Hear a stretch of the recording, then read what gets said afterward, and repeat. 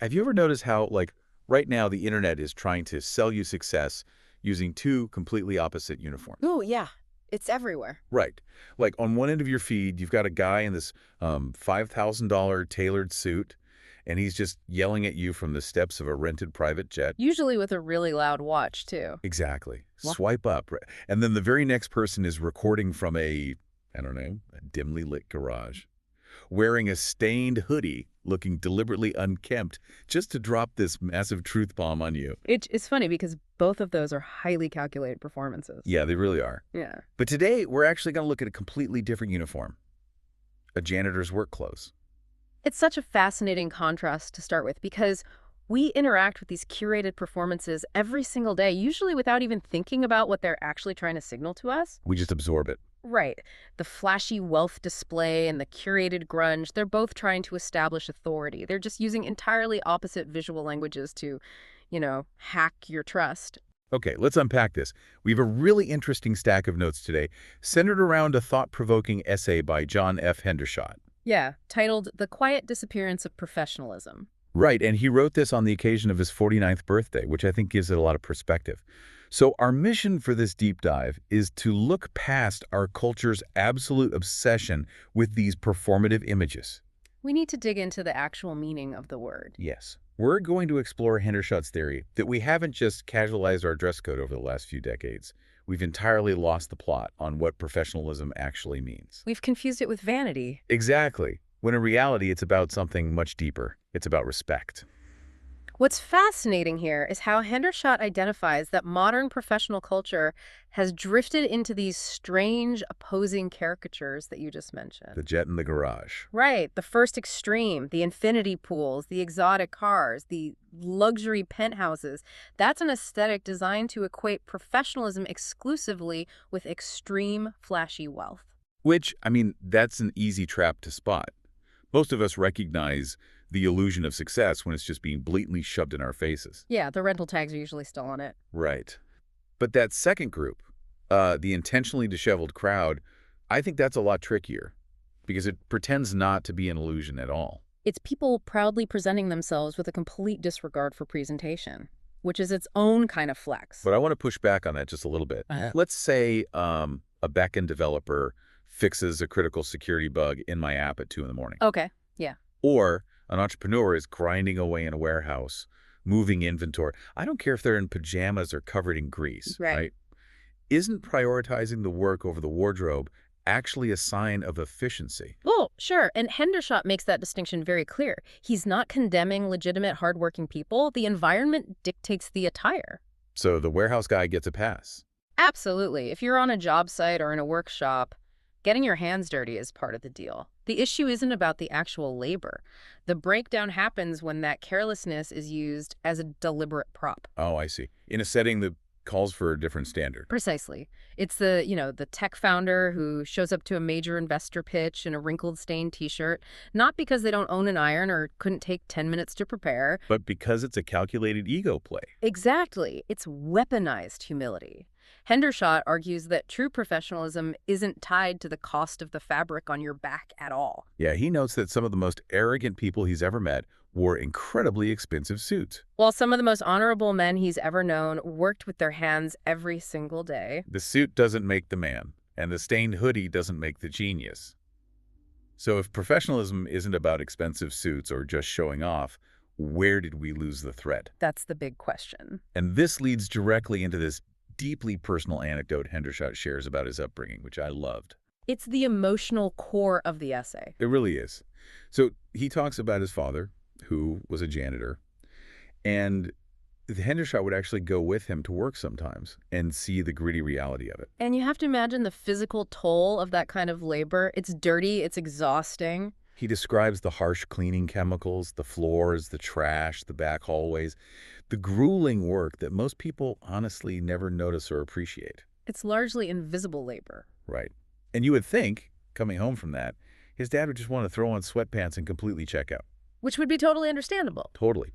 But despite not having much money, his father had these incredibly strict standards for the family. Yeah, what were the rules in the house? I found this part so interesting. So the absolute rule was that they never left the house looking sloppy. Never. Never. Clothes were always ironed, hair was always brushed. There was this unspoken expectation of dignity no matter what they were doing. He even mentioned a really specific detail about T-shirts, didn't he? Yes. The father strongly disliked T-shirts with giant slogans or writing on them.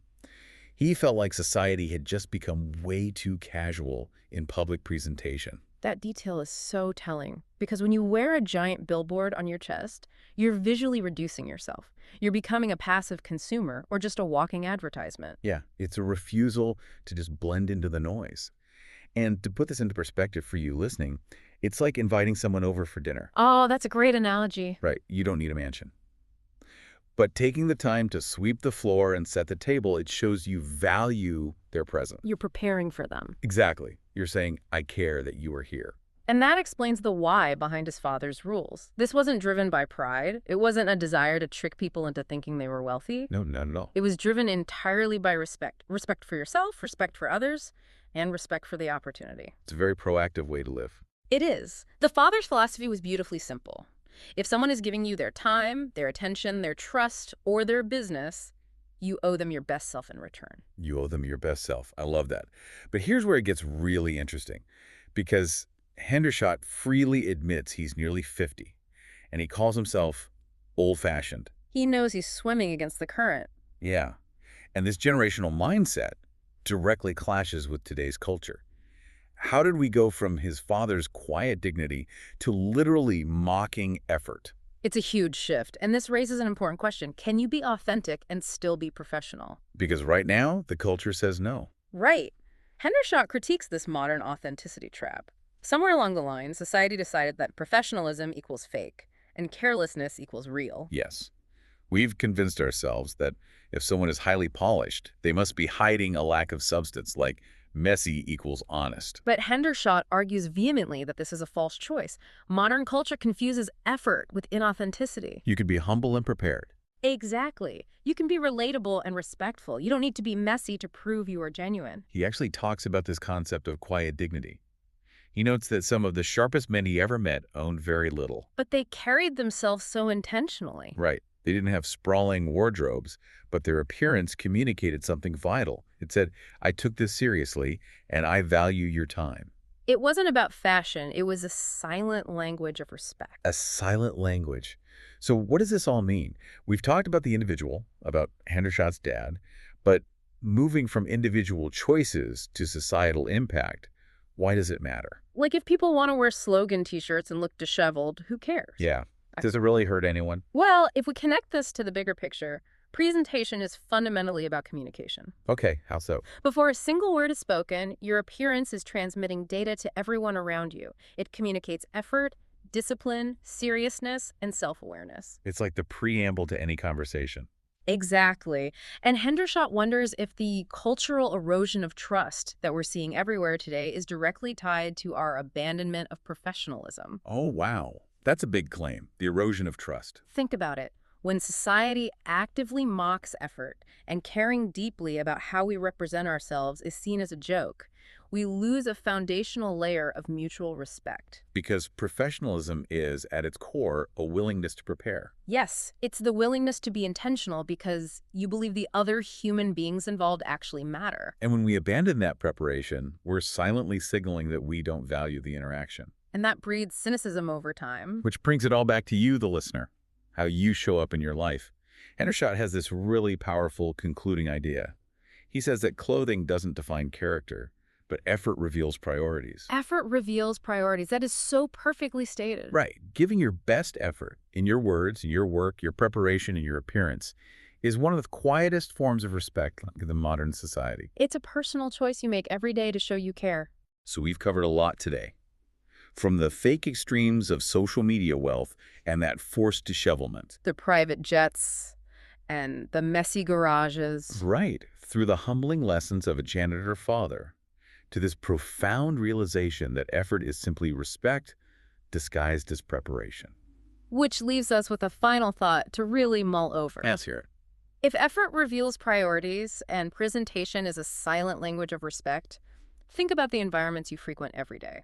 When you dress down or skip the preparation for a familiar meeting, are you simply being comfortable? Or are you unintentionally signaling something else? Exactly. Are you unintentionally signaling to the people around you that their time is no longer worth your effort? Tomorrow morning, before you walk out the door, ask yourself, what is my effort communicating today before I even open my mouth? That is brilliant. Thank you so much for joining us on this deep dive today. We hope you can take these insights and carry a bit of that quiet dignity into your own day. Until next time.